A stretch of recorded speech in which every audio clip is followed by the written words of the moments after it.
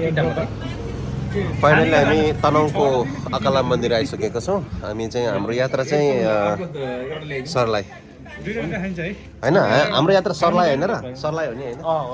सर्लाही मेरो सर्लाही, उहाँको घर पनि सर्लाही नै हो। उहाँको घर पनि सर्लाही हो। के बात गर्छ हो यार, के बात गर्छ यार सर? सही बात हो। हामी त्यता जाँदैछौँ अनि अरू बाटोमा फेरि भेटिराखौँला है हजुर। अहिले हामी खाजातिर लाग्यौँ।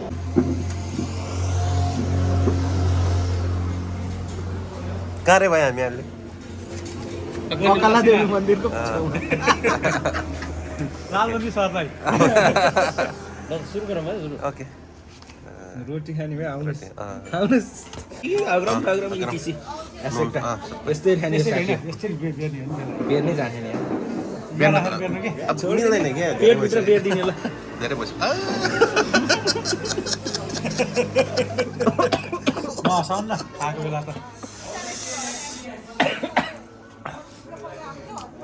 दामी छ, एकदम मिठो छ। साथीहरूले सुरु गरिसक्नु भएको छ।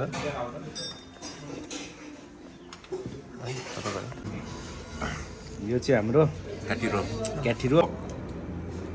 अहिले चाहिँ च्याउ खाँदैछु। योभन्दा पहिला चाहिँ 4वटा रोटी, तरकारी, 4वटा अन्डा है। यो बाँकी छ, यहाँ रोटी पनि बाँकी छ, चिया बाँकी छ।